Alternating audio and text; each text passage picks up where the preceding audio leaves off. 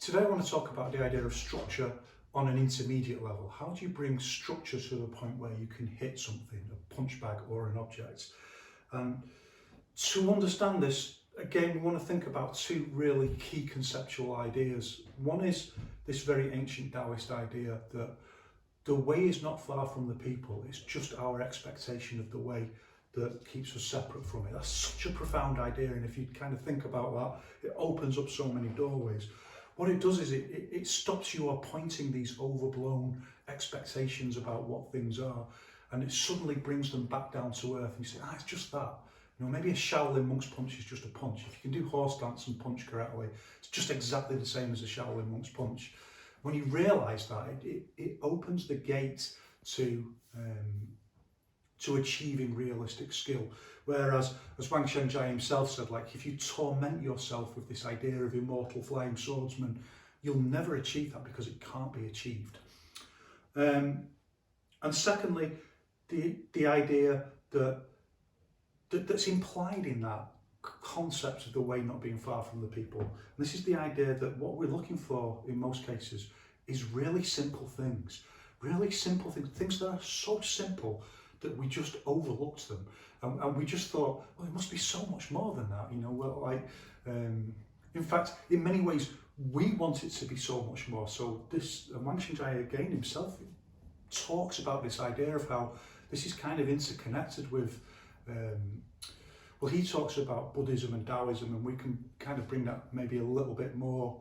I'm going to say down to earth or up to date, but just bring it a little bit more into straightforward terms that don't have religious connotations, and say, you know, as a medium of insight into yourself, martial arts is quite a good example, because it's so easy to be led astray, and once you're led astray, you kind of realise, well, most people don't realise, do they? They end up wearing golden robes, just another person sat on a throne with everyone else bowing to them, literally, all wearing uniforms and all the same, and you know, and this person is supposed to be like the epitome of enlightenment and humility, and just, you know, give themselves all these kind of titles and all that. So, but on the other hand, if you are not deviated from that and you just do what Wang Shengjai said, which is just find out the truth. Find out, you might not like the truth, and I'm telling you now, you might not like the truth. Maybe you'll become like really great at wushu, and then you'll just look back and think, what was the point? And you might not like that, and it might even reveal to you that maybe your wushu training, maybe your pursuit of martial arts was fueled by something that ultimately isn't healed by learning martial arts. You know, so you might not like the truth, but only by pursuing the truth honestly can you really get it. This is what Wang Shengjai talks about anyway. So in any case, what we're looking for is these very simple ideas, but they're not just simple, they're active concepts that unfold in multiple different ways. Often the simplest ideas are the most profound, they have the most profound implications. And once you have these two concepts, the way is not far from the people, and when you actually find a little bit of the way, it just looks like nothing. It's nothing. And it's like, right. But when you see it, when you understand it, when you disappoint all your overblown expectations and you see that simple thing, the implications of it are just mind-blowing, and the more active the concepts, the more, and that's a good example in itself, this idea of the way is not far from the people. And another idea that's like that is the idea of structure that I want to talk about today. But having said that, these overall concepts and conceptualizations are really useful, but there isn't just one way of learning this kind of thing. So what we're dealing with here is something ultimately natural. We're trying to access something natural. I saw someone on the internet saying, like, well, you know, do cats do Zhanzhuan? Do cats do standing meditation? And of course the answer is no, because they don't need to, because they've not lost the thing that we're trying to access in most cases. And Wang Shengjai, as I've said before, gives this example of swimming, that people lose the ability to swim, and then through a training method they regain it. And some people then, we can say, go on to become Olympic swimmers, so they become even better than the person who was who just naturally, never lost their ability to swim. And because that one thing that we're looking for in each one, it's like half of each one is quintessence movement skills. That half of each one is natural, so it doesn't necessarily need conceptualizing. It's something that people can unfold intuitively, as Wang Xianjai famously talks about. And the other half, of course, is practical fight training and practice, which very often, well, it is in most cases a culturally developed thing.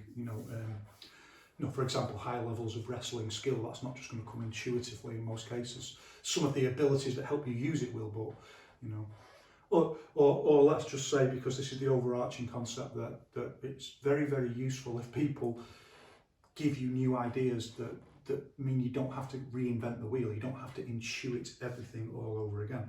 So on the one hand, yeah, most of this stuff you can develop intuitively, and that also means that there's no one fixed way of developing this. So all these people who talk about, this is the exact method and all that can't be true.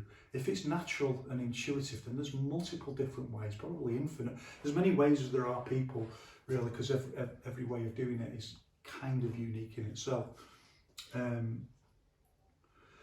But I quite like this way of giving some things names, or using the names for things that, in the plainest, simplest terms, that stop people having to reinvent the wheel, that create a kind of structure in itself, a pedagogic structure, a learning structure that helps you to remember things, and it helps you to learn and understand things. When someone says, well, this is this, and we'll call this this, you say, it's that, and then also it helps you to teach. Anyway, those are our overarching concepts, and when we apply that to the idea of structure, we can say, well, structure's just like this. It's an incredibly simple idea, but the implications of it are immense. And one of those implications is that we've already been trained how to use our bodies. So we're, for anyone who is able to use their body, and no, not everyone is, but after a certain point, you've gone through intensive socialization in physical movement. So when we talk about the idea of intent authoring movement in the body, which is a profoundly important concept, not just in Yiquan, but in Chinese Wushu generally, when we talk about that idea, everyone's already a master in that. And that's a really fascinating idea. And I think if you really want to get to grips with Yiquan, look at all the old guys and how they say all the time, you've got to search for these contradictions, for these contradictory things that make you look at it in a completely different way. You are already a master of physical movement. I don't use those concepts at all, like master and titles and things like that. Means nothing to me. In fact, Wang Xianjai abolished the title master, if people don't know that, and he wrote explicitly about it. It's quite funny, really, how some people, they do this all the time, don't they? Wang Xianjai says something and they say, oh yeah, but that doesn't apply to me. But yeah, he only said that because communism, like really he wanted everyone to call him master, and they put words in his mouth, and then you go back and find that no, he wrote that before the communist revolution, and it's clearly in line with all his thinking that, he doesn't like all that stuff, people being called masters. And I'm not talking about a wholesome, meaningful relationship between a genuine teacher and student, where sometimes terms of respect are used. My own student does that to me occasionally. But people who feel the need to be called by a title, I just can't understand that. Having said that, I have got a title. I am a doctor, but I'm not a medical doctor, I'm an academic doctor. But even then, I only use that title for impressing the council and for publication. In any case, you're already a master of physical movement, so the idea of intent authoring movement in the body is something you can already do. And once you realise that, once you disappoint that expectation of will I ever be a master? It's like, no, you already are. And then all of a sudden, the implications of that are profound. You did it once, so you can do it again. And also there's all these other implications about how through physical movement you are socialized and you are, you know, structured into society through your actual physical posture, in many ways controlled, repressed even. You know, I was like this, well, I don't like it, but you know, when my kids were at school and the teachers make them sit cross-legged and they say, sit nicely. I mean, what does that mean, sit nicely? It's a very famous idea in social science anyway, from Michel Foucault. Talks about this idea of dressage, you know, those horses that do that, and people being trained like that.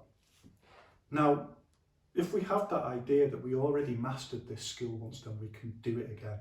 All we need is a method, and the method can be, you know, it can almost be anything, you know, like particularly in each one there can be any number of different methods of doing it, so I'm not precious about that idea. But really, all I want to get across with that point is that I'm going to use some terms and ideas that I think are really helpful, that help people understand this really simple idea and how you take it and you bring it into practical use. How do you hit an object with it? I think, being completely honest, this is a bit of a problem in each one because you don't really see anyone hitting a bag with power or anything like that, and quite rightly people are starting to question whether any of them actually can hit a bag with power or whether it's just hokum. So what we want to begin with is the idea that we're developing a different way of using physical structure. And I've talked before, and I don't really want to rehearse the idea, but I'll just, you know, briefly say the idea is incredibly simple. That you've got, and it's taught. It's not just like it emerges with each one. It's, you know, this idea of the unity of 9 joints and things like that. These ideas are talked about in the old Wushu text. That what you're trying to develop is just a higher level of body consciousness, and this is done through the intention interlinking with not fascia, not muscle, things like that. It's quite interesting how this idea of fascia, I won't go on about it, but it's very interesting how Yao Zongzong predicted this kind of misleading deviation from the truth, but and insisted, look, it's not about muscles. This is not what we're talking about. We're not talking about muscles. We're talking about the way the whole body integrates as a system. And I always think like those, when they turn an actor into an animation and they have to wear those suits and they put all those little dots on, those little whatever they are, all over those little I don't know what the word is, and then they film them and then they can transform them into an animation, and the computer recognises each one of those little dots and then it can animate and move the person. That's really in essence what we're trying to do in each one, for, you know, in this half of it that's quintessence movement skills. That's all we're trying to do, but it's done mostly through the idea, first of all, of joints. Because when you think about a joint, I mean, it's an incredibly simple idea. I don't know why people overcomplicate it. When you think about a joint, what does a joint do? It moves, and to move, it's got to have some interconnection with intent. It's as simple as that. It doesn't matter whether it's a finger joint, an elbow joint, the hip joint, in a way that, say, my forearm doesn't, you know. Nevertheless, I can have a higher level intentional body consciousness of my forearm. You know, you think, for example, or let's just say my forearm. Let's not go there. Someone puts their hand on you like that, and your consciousness goes to that part of your body, or you hurt it or something like that. So that we know that we do have this intentional connection to parts of our body that don't move, because we can feel, you know, well, most people can. But where we have the intentional connection with a joint, then we can start bringing in like commands to move in a different, you know, to move that joint. So it has a different relationship with intention. It's not just about, we can feel, I can feel the skin and the bone and so on, and the sinews. You know, think about my wrist joint. There's not that much fascia going on. It's just, this whole idea of fascia is absolutely fascinating, and I know it kind of found its way into the UFC and all that, but you know, the guy who talks about it can't, the coach who talks about it can't hit with power. So, why are we even listening to it? There's not really that much fascia going on. It's about the joint. It's about the joint itself, and I think about my intentional connectivity to the joint and that I can move that joint. This is a completely scientific, biological concept. Now think that I've got two joints, and now my brain has to articulate there. I can do that, and I can do that separately. And most people can do something like that, and they can coordinate those two joints. Then we think about three joints. We think about wrist, elbow, and shoulder.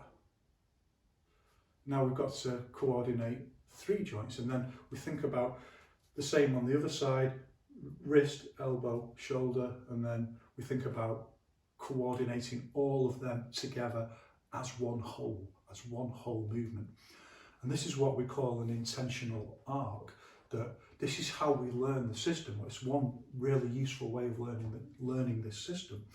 That we think about this idea of we're thinking about the interconnection of these movements, and this is one of the reasons why, even if it's not explained in those terms, this is exactly what we're doing when we're doing standing. And in reality, those intentional arcs don't just end there. I mean, there's an intentional arc between this knuckle and this joint, that, and then the end of my finger. That's an intentional arc as well. So you see, if I move like this, and this is, you will always see this in the, I don't want to use a fancy word, but people whose cultivation has been going on for a very long time, you'll always see that they can articulate their fingers as intentional arcs separately to the other intentional arcs. And once you begin seeing this, you start seeing different levels of cultivation and understanding what we mean by the concept of cultivation in each one. Because you'll start seeing people who their conscious ability to use this intentional arc round here, their conscious ability to do that is one level, but then you'll see people who'll be changing and they'll be doing something completely different, or changing to do different things with each arm.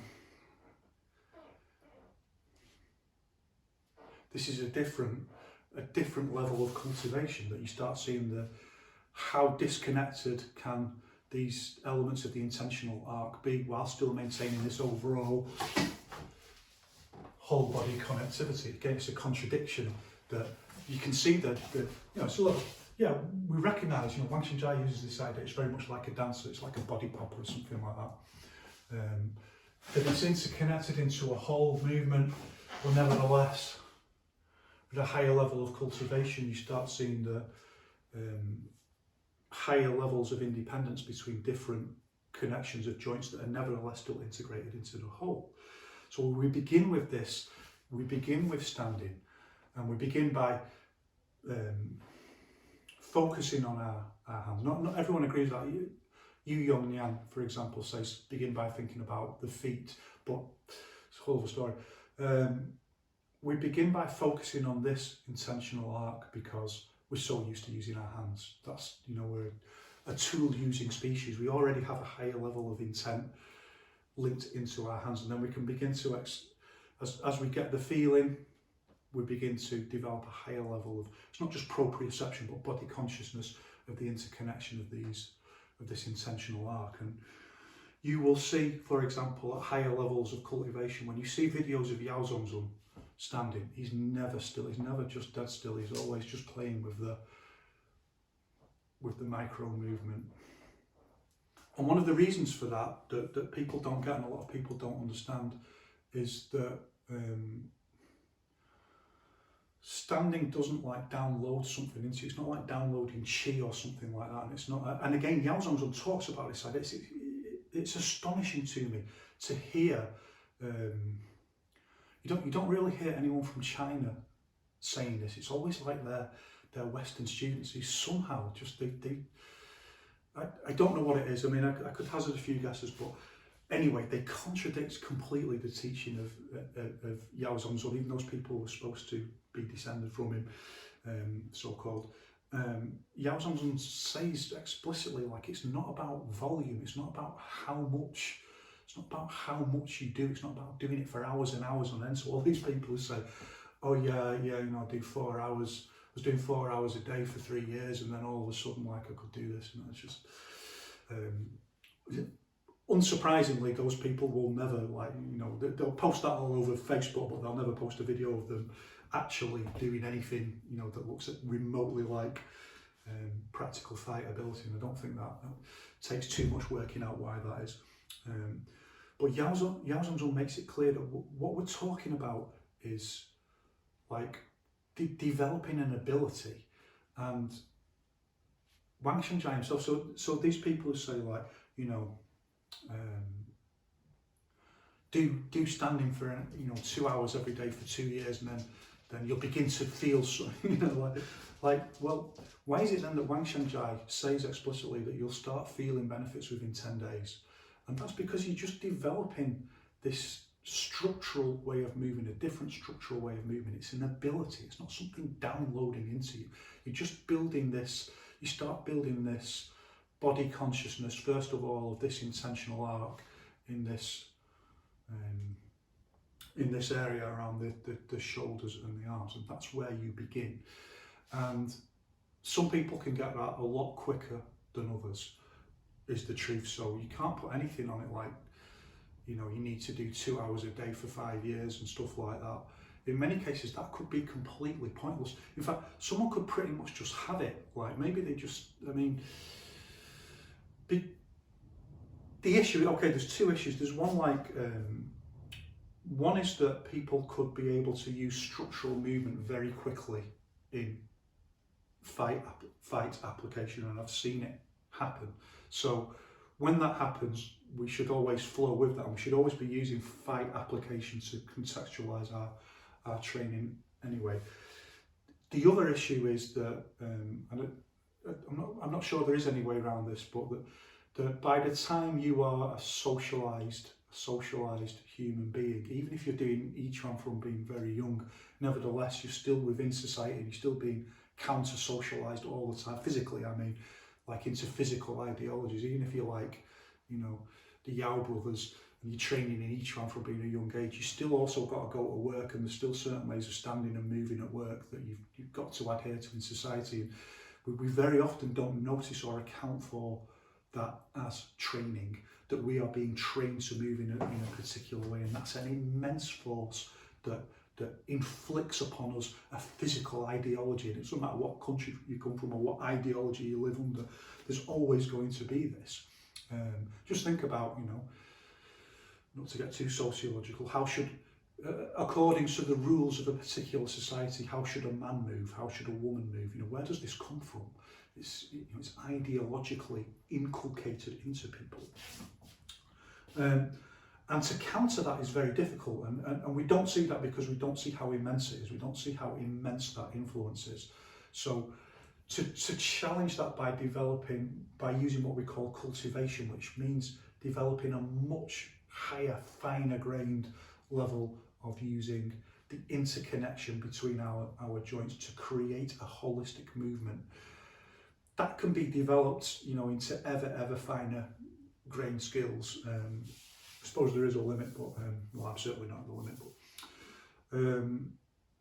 But everyone finds, you know, after consistent practice, that you can do it better and better, and you can do different things, and you know, you start vibrating at a certain point in your movement, and then even with vibration skill, you start again going on a whole new level of just understanding, well, 2/10, you know, and different kinds of vibration, and don't know if the camera can pick that up.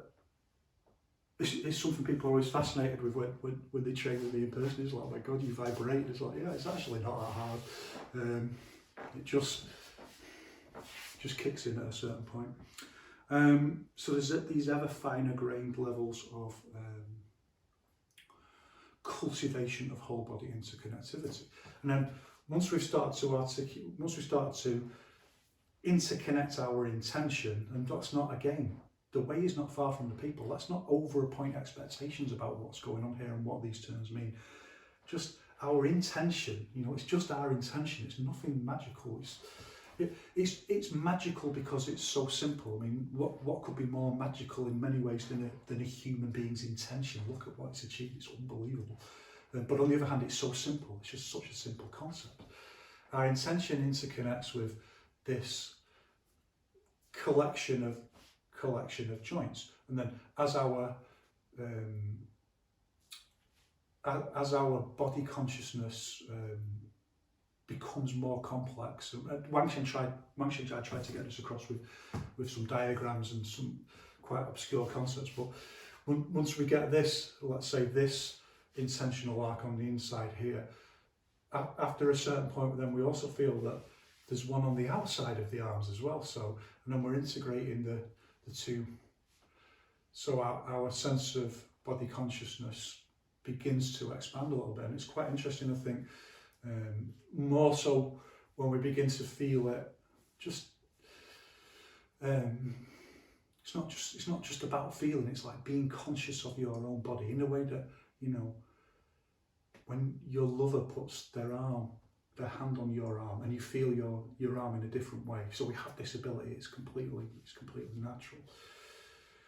You then begin to feel it a little bit different. Like it's not just about the joints. The joints are like the foundation, but then you begin to feel the other parts of your body, your skin and the bones and the way they're moving, and you become more conscious of all of it.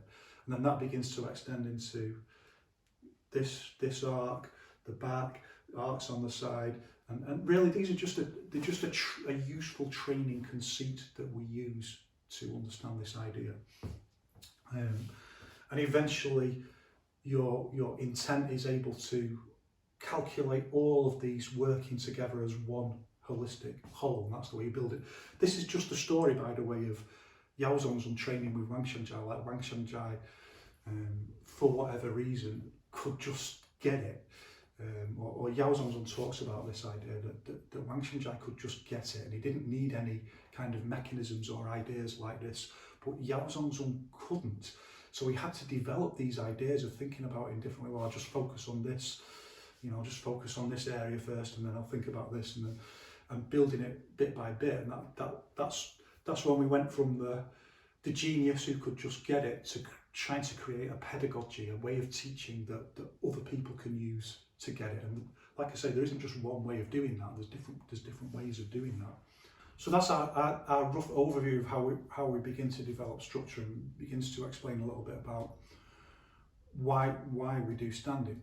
And the next thing to understand is that we are led by the reality of the fights. And again, this is an idea that comes from Yao Zong's.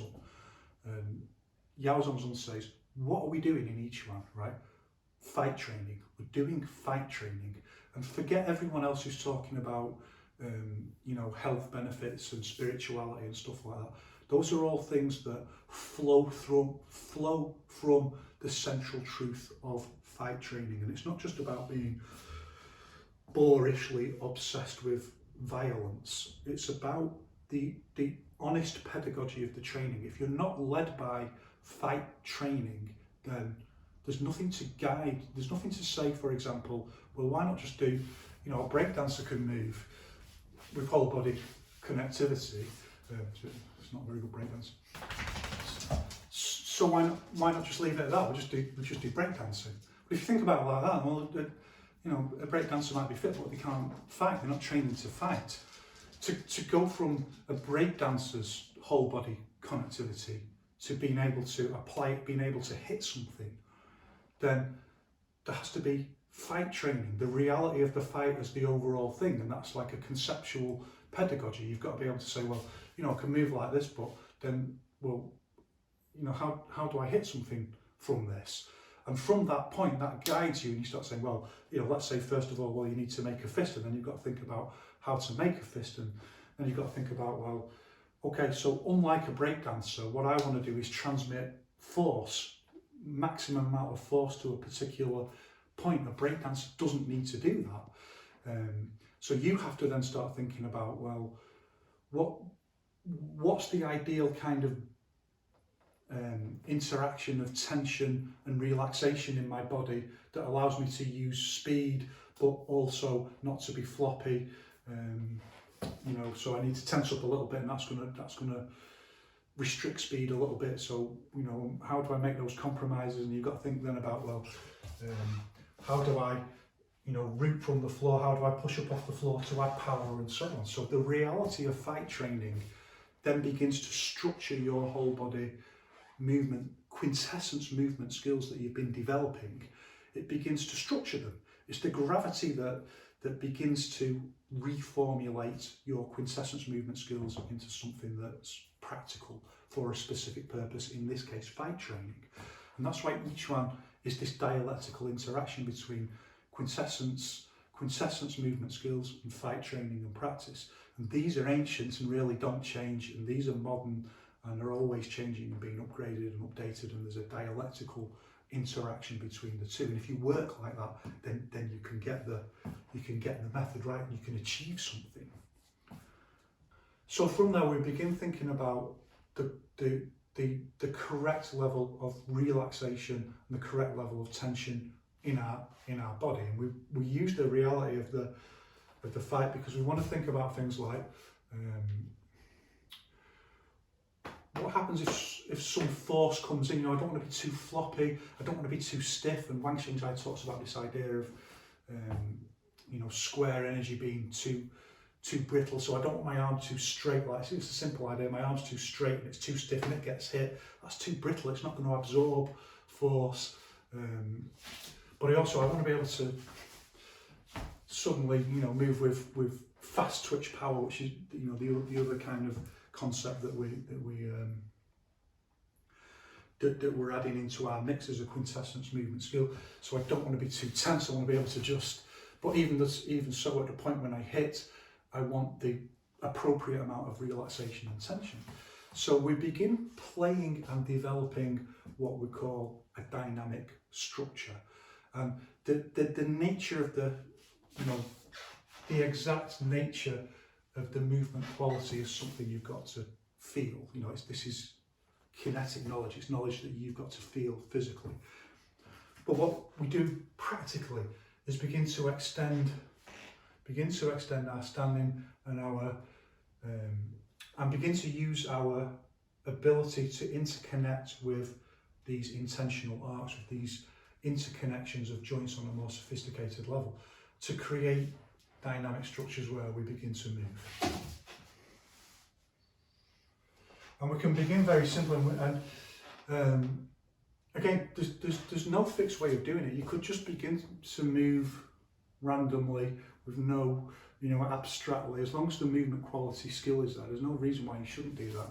But just to save time, to get to the, as Zhao Daoxin says, if it's a scientific approach, you want to get to the outcome, you know, the desired outcome of being a capable fight athlete as soon as possible. So in terms of good pedagogy, what we do then is we break these down into mini dynamic structures.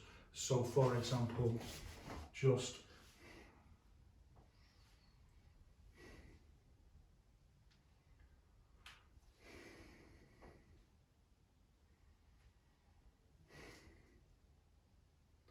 now there's various things going on here. So this use of this kind of rounded posture, that again it's led from the reality of the fact that this is a strong structure. It's able to absorb force, it's able to hit out with force, it's taking up some space. Yeah, there's things that might be wrong with it. And we know now, like if you've got this kind of wide guard and someone's very good at wrestling and they get close, this is very good for them. They want you to have a big wide guard like that. They can do more to you like that. But nevertheless, that's a whole other story. Nevertheless, what we're doing is playing with these dynamic structures with basic dynamic structure exercises.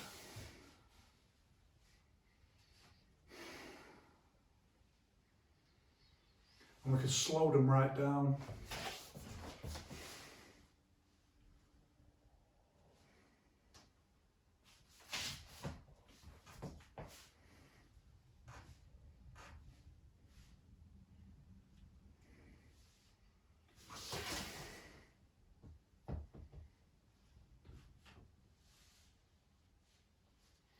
see, look at what I'm doing. This is just the articulation of these different intentional arcs being used in different ways. So not only is there an intentional arc this way, there's an intentional arc this way as well. There's intentional arc, my fingers here, here. But I'm no longer thinking about specific individual intentional arcs. I'm using the integration of all of those. I've used that idea as a scaffold and then I've let it go because I can intuitively do it now. Trained intuition, this wonderful contradiction. So we do these basic exercises and these are dynamic structures. This is dynamic structure. This is what we mean by dynamic structure. Remember, everyone's got a structure. Just walking down the road, you know, you're using structure. But this is a different kind of, we've learned a new kind of structure. It's got a new kind of body movement quality that we're developing because it's got a specific task that we want to use it for, which is for martial arts. And we know we have all these famous exercises to help us work on this idea of dynamic structure. And what we need to think about these exercises is they're not kind of fixed things. They're not. So in some systems, of course, you've got this idea that if you do a particular posture like this, and you've got to breathe out through your mouth, and there's all these requirements, and sometimes you've got to do it at a specific time of day, and if you do it wrong, it will affect your chi flow and things like that. That's not how we think about it in each one. It shouldn't be how you think about it in each one. You should only be thinking about these are like they're just basic training exercises. Just like if you were learning a musical instrument, you learn scales and you learn to play particular combinations of notes, and then later on you can bring them together and you can improvise. It's as simple as that. They're just basic exercises, and they're just basic exercises based around fundamental body movement. So it might just, you know, in and out, opening and closing.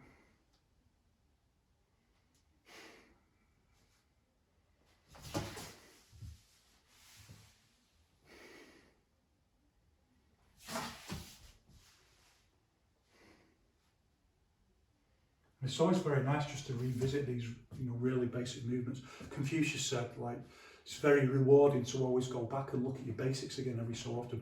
Plus, you see those basics in different ways. You see different things in them. From there, we very much know the method that once you start getting these basic movements, you start moving with them, and eventually you start moving just quite abstractly.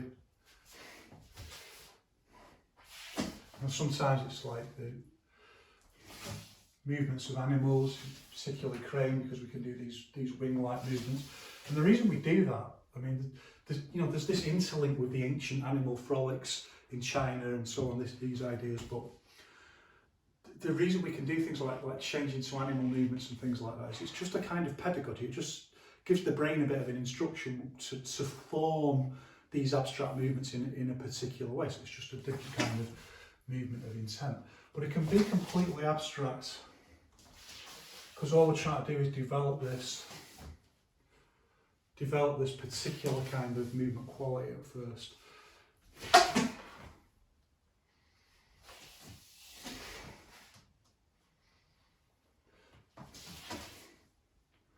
But what then makes it different from dance is this exact same idea that we're being led by the reality of the fight that Yao Zhongzhou talks about. So even within our abstract movements, we're then thinking about things like, well, if I went like this and I was moving someone's arms, well, I've got to think about how this is rooted and where my, if I was going to push this way, how is this posture rooted? And we start adding these ideas in, thinking about how, if I was in contact with another person, if there was some kind of opposing force there, how would I use my body more efficiently? And again, this is just a really simple idea. If I want to push against something, there's a line that goes down to my foot and I push. But when we start to bring that into movement, into these dynamic structures, it's a little bit more of a complex ask to think about in any particular movement. If there was something resisting me, how would I use this whole dynamic structure to maximize my ability to bring strength, physical strength to that point. They don't buy into all like people talk about, oh, it's not about physical strength, it's about, you know, intent and all that. So well, it's much simpler than that. It's just your intent using your body. It's physical strength. I mean, what physical strength, mental strength, I mean, they're all, what matters is can you do it. What you find with most people is they can't do it in any way that's practical in terms of fight training, because they're not being led by fight training. So I don't worry about that. And I don't worry about the terms too much. If I want to move something, if I'm moving something this way, I'm using physical strength. Even if I'm using my intent and sophisticated body movement to move it, I'm still using my physical strength. As Yao Zhongzun says, what we're talking about is real scientific kinetic force, even if there's some psychological elements incorporated within that. So now, integrated within our movement, we're thinking about if there's a force. So we start by thinking, like, you know, very famous, like we're surrounded by this kind of viscous liquid, or you can use visualization that we often do in these basic exercises to kind of enhance the feeling. That really does work, by the way, you know, just like visualizing. It really does intensify makes you focus.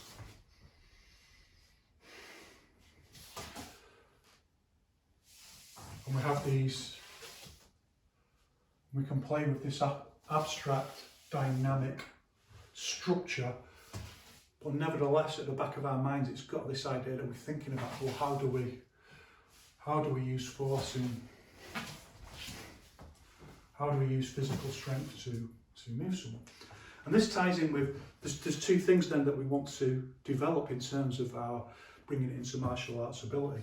One is the ability to hit, to use explosive force to hit, but we don't only want that.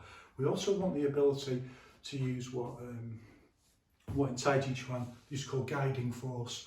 That, you know, which is simply put, someone's moving and you just want to move them. You want to go with their movement. You know, you want to redirect them. If you wanted to redirect something, so it's not just a short, sharp use of movement. It's maintaining your dynamic structure while you redirect. It's the kind of thing, you know, we might use in push hands or something like that. This kind of. So we want that, and then we want the ability to issue force in an explosive movement. Those are two different ways of using structure. So usually what we're developing first with dynamic structure is just this ability to do this. The first one, to use guiding force. We might be doing it quite abstractly, but nevertheless, that's the quality that we're starting to develop. So we can call this kind of intentional but purposeless movement in most cases. It's when we're just doing it very abstract and we're just playing with the dynamic, structure, or the dog that likes to do push hands. Have you ever seen anything like it? So they're intentional but they're not purposeful.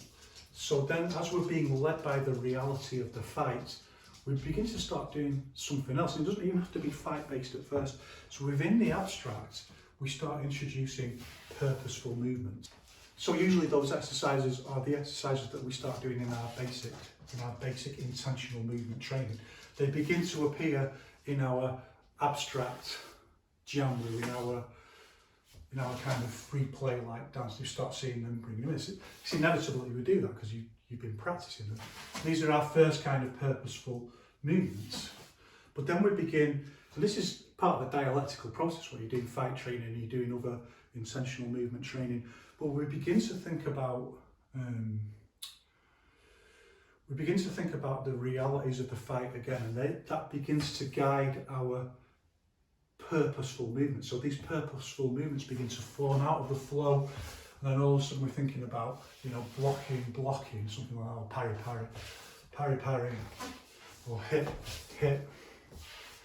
or, you know, guiding force, hit, guide, hit. And these purposeful movements begin to appear within our. And again, we very often just practice them separately anyway, like, you know, these kind of postures. But by bringing them into this kind of more randomized dynamic flow, we can start to develop this really important key skill that we want, which is our ability to use force in any direction. And that's not just something that occurs, it's not just something that's downloaded through standing or something like that. Just by practicing, just by moving abstractly, we're developing this ability. A goal like that is teaching me all the time different things about routing, about body movement, about what I would need to do if I wanted to move something this way or this way, or I wanted to hit, how would I use my body? And I'm beginning to learn how to use my structure more dynamically on multiple different levels. I'm cultivating the integration of all these intentional arcs. I'm integrating it with the intention to create purposeful movements, and I'm also integrating it with footwork and routing. So this is a very sophisticated amount of information that the brain is now processing, and this is the process that we ourselves have been developing from day one since we started doing our basic standing. We ourselves can take that in multiple different directions. We can take our intentional dynamic movement into very abstract realms. We can start moving it into dance, and we can start moving it back into shadow boxing and incorporating different things. But in terms of structure, once we've really thought a lot about and practiced a lot around using this kind of guiding force, continuous flow, we then need to think about how would we use this to hit something? How would we bring it into a strike? And our first concept here, it's very interesting. Zhao Daoxin talks about this idea, but it's exactly the same idea that's used in body popping, and it's called the lock point. So in body popping, people might lock like this, the classic Campbell lock or something like that. It's the point where the dynamic flow just makes a structure, yeah, and it can be, it can be a dance structure. It's exactly the same concept. All of a sudden, the dynamic flow freezes for a split second. Usually in dance, it's longer. You hold the posture for longer. But what we want in each one, usually we hold the hit longer than they do in other martial arts, because we want to use pushing force to push the energy into the strike. But that's a whole other. Comes to that another time. But usually it's just a very short moment, and it's so short, and it's never really completely locked. It's always, we use this idea of screwing force. So again, this screwing force is a higher level cultivation of how we use structure and dynamic movement. So not just interconnection of our intentional arcs. Once we've got that, then we learn how we can then deploy that to create more sophisticated body movements, one of which is screwing force, where all the joints, where the whole body just screws into and adds some extra force like this, and we get this very unusual that no one ever wants to really teach, because it looks so dangerous, that you twist in, you hit with this part of the hand with a fist, and you twist in like this, and everything's twisted, even the wrist. I always hit the back like that. I hit really, really hard. I've never damaged my wrist doing that yet. It's just the way you screw in with it, but you have to build up to that. That being by the by, we start developing this concept. So out of our dynamic structure, we begin to form lock points. And again, it's a holistic training method. So we start doing it usually, if you're training with me, you'll start doing it by just moving into basic punch lock point. But you'll see people do it all the time, and you'll begin to bring this into your dynamic movement, sometimes called Jamwu, usually called Jamwu, but I like to use terms that people can engage with that just make it come back down to earth. So in terms of your dynamic movement, and you just bring it to a lock point. And this lock point is being led by usually the reality of the fight. It doesn't have to be. So even if you just kind of moving randomly. You can, but nevertheless, because of the holistic method, you're usually being led by the reality of the fight. In other words, you're usually thinking about that lock point would hit with something. So if I go like that, I'm thinking about hitting here, hitting with the shoulder. If I go like that, I'm thinking about, I've got my hands on someone's arms and I'm moving them like that. And this is the point where I'm not using guiding force. If I was going to do guiding force, like if I was just going to move someone, if they ran at me and I moved them like that, I don't necessarily need to use a lock point, although there are more sophisticated ways of adding in a lock point into guiding force, but that's a very advanced concept that we'll talk about maybe another time. But if I just want to issue force, then I want to form this temporary structure. And all this is, it's a really simple idea. All it is just allowing me to, from the short movement, giving it the right kind of body quality consistency. So if you think about the interconnection of joints being really floppy and being really stiff, there's somewhere in between there that can transmit kinetic force to this point with maximum efficiency, compromising with defence and so on. And that's really all that is. So we start bringing in these quite relaxed lock points.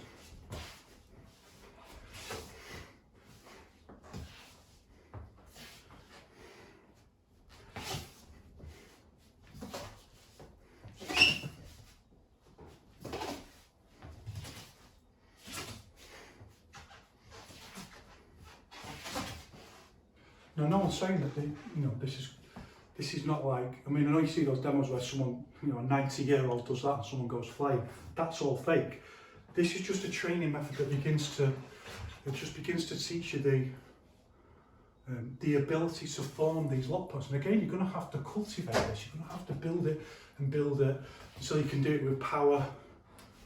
Do it with power in different ways, and then doing it against a bag, doing it against an object, and then doing it against a person is a whole other aspect. So it's just continuous professional improvement to go from doing something like that and then doing it in push hands, which is hard enough, but then when someone's trying to smack you in the face and you go like that and you move them and you issue force, and then you kind of got there. That's all we're really trying to get. Once you have that concept of lock points then ingrained in, you've begun to develop it, then we can go back again to the reality of the fight, and we can also go back again to that kind of intuitive movement, and we begin to develop what we call big structures. And there's two kinds, or I see it as in two ways, and Wang Xiangjai did as well. There's the kind of primordial wushu, and this is when Wang Xiangjai says each one's really, really simple. You don't need to learn lots of techniques and things like that. And these are movements like very simple, like hitting, not a hook, a forearm. You're hitting with the forearm, clothesline. These are most of the basic ones anyway. Like in, two. These are big structures. Up, down, low. Just completely natural movements that suggest themselves from this rounded structure, just hitting clothesline. You bring them up to the lock point. You need to see me do. I mean, I'm not doing them with power. I'm just showing you bring them up to the lock point. You need to see me do them on the back to see how much power you can really generate with that. And the same this way. Hitting out straight this way. You've got to practice on the back, so you learn things like the difference between keeping this at a right angle and pushing, and hitting out this way in a way one develops, issues force in a different way to the other. Hitting out flat, hitting out down, hitting up. This way, just these big,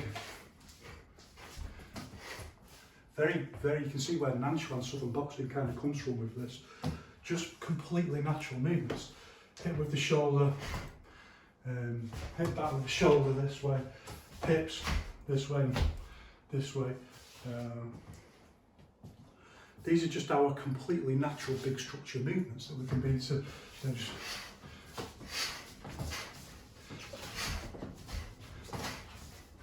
We don't need to So this is again one of the genius things that Wang Qingjai talks about. You don't need to do them really, really powerful. You do need to sometimes. So you do need that in your training. Because when you do this kind of training, I tell you what, then you begin to feel all that old Xing Yiquan stuff about your back and the importance of your back and strengthening your back, because the power, the strength that it takes to, if you can really issue force this way, the strength that takes in your back to cope with is unbelievable. So don't just believe you can do it. But then bringing it onto the bag and doing it on the bag with these big structures. But then our other kind of big structure is a little bit more enculturated. So classic example will be the kind of Yao Zhongzhong big structures that come from Western boxing. So here's big structure jab, big structure cross and so on. Big structure backhand hook, big structure uppercut. And we can bring those into combat pretty much straight away. These are a lot harder to do, by the way. You can't just clothesline someone in the throat in sparring. It's why like I hardly ever do it. It's really, really dangerous. Occasionally I'll do something like this, but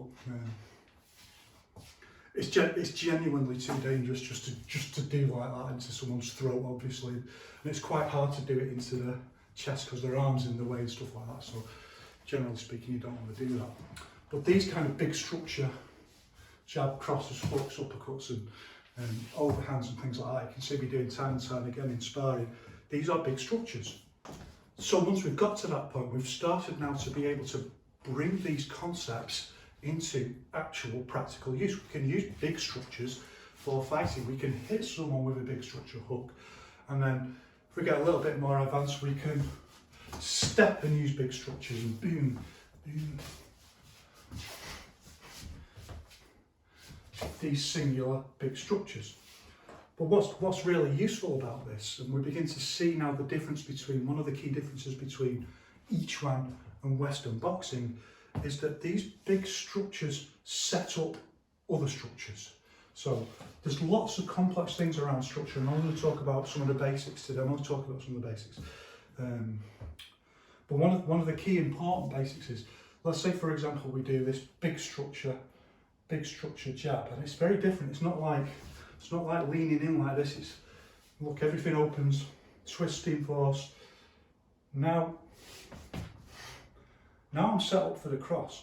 1, 2, other big structure. So this turning on the axis, and this is our key idea in issuing force that I'll talk about another time. Fast, short, sharp movement around your axis. Simplest way of thinking about that, first of all, is just a straight axis straight down the body. Short, sharp movement around that axis. So we turn around the axis one way, and then we just set up for the next. And look, from here, we're set up again for another big structure, and again another big structure. It's the same. The routine's changing slightly differently with each posture, but the concept is the same. That these big structures can just double up like this and just keep going. 1, 2, 3, 4, 5. And this is the structural nature of each one that's beginning to unfold itself.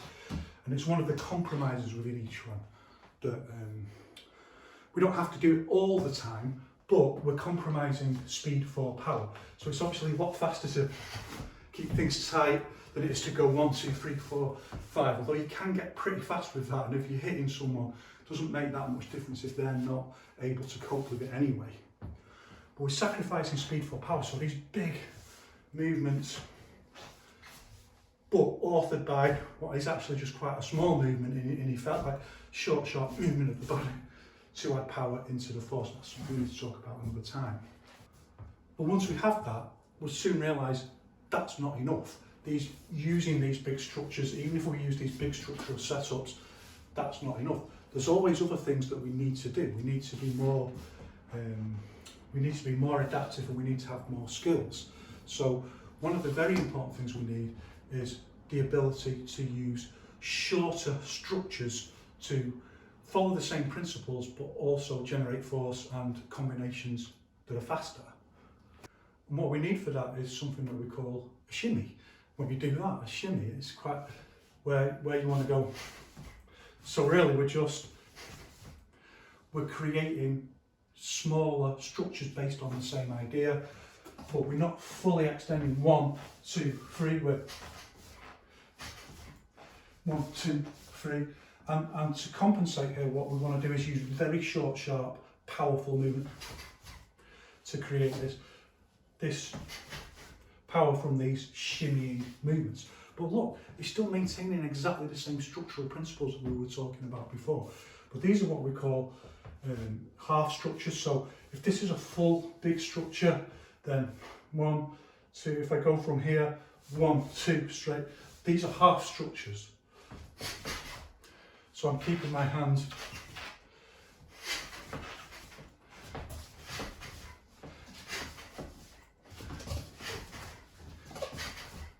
and there's lots of reasons for doing punches in threes, but this is one of the reasons why you'll very often see Yiquan people do punches in combinations of threes. It's much easier to do these half structure shimmies in combinations of threes because it resets you. It's just the flow of the sound effects, just the flow of the shimmy that makes it.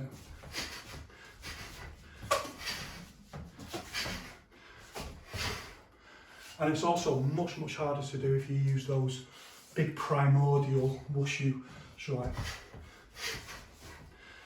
for those you really have to use these big structure movements to get the combination in. So this is the advantage, one of the advantages of using punches and fist strikes, because you can use this half structure shimmy much more effectively.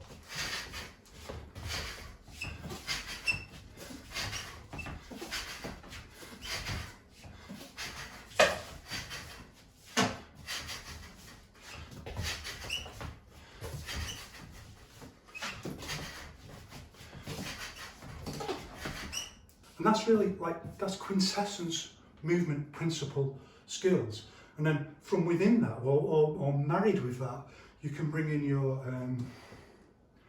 fight training and practice. So you might want 1, 2, 1, 2, hit, to break the rhythm, the kind of thing Bruce Lee talks about. 1, 2, break, hit.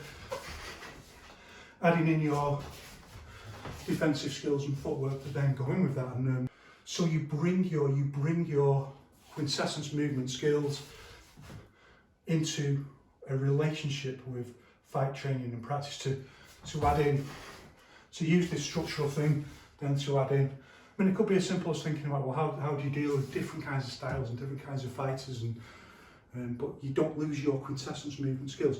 And you also know when to break the rules and do different things. You don't have to always keep to this, and you can't always keep to it because things happen. But this is the core that your Yiquan system is built around. So it's just 2 more things that I want to cover. One is, what do we want to do if we want to punch with the same hand or strike with the same hand? So, okay, we can use these big structures. But what if I want to hit and then hit and then hit again? So we use these semi-structures. So I've talked about the idea before of quarter rooting, that the foot lifts up to root and then it doesn't go all the way down, and then we hit in again. 1, 2. So there's 2 ways of doing this, and these are the 2 things that I want to talk about. First way, 1, 2. So we hit, come back to a guard position, and then hit again. 1, 2, hit. 1, 2, 3. 1, 2. That might seem intuitively not like the best, because it seems a little bit slow to go for example, 1, back, 2. But where that's really useful and where we need to learn that timing is for defence. So it could be, for example, 1, cover, 2, 1, block, 2. So we need that particular rhythm for being able to use these semi-structures. And the final thing then is if we don't want to do that, if we want to use a faster posture. So this is what we call stop-start structure, or what used to be called stutter structure, but I think it's not a very politically correct term now. So where you hit, then straight away you hit again. So it's one of the benefits of this kind of rounded structure, that there's very often a little bit more there can be a little bit more, there's a little bit more length to go in your, as you unfold your structure. And here again we have to use this 1, 2, it's a different kind of quarter root way. 1, 2, it lifts and then stays and goes, it doesn't lift and come back and then go just 1, 2, 1, 2. And you can do that, ideally we want it in 2s, usually it's 2s. And the important thing is on that second strike, really push in with your shoulder to get the power. Focus on getting the power in the second hit, not so much the first 1, 2. But we can do it in 3s and 4s, and it's a really useful exercise just for practicing your structure. And it's a lot harder to get power if you do like three in a row. So I'll show you some video of me doing it shortly. It's a lot harder to get power in a 3 than it is for 2, but usually we just want 2, and that's our stop start or stutter structure. So that's our overview of the basic concepts of structure, like an intermediate level understanding of structure, and how we then begin to bring that into the point where we can either use guiding force or we can bring it up to a contact point where we can actually make contact with an object and transmit force, and then how we use structure then to hit again. We'll talk about some more, we'll just talk about some more ideas another time. Thanks for listening.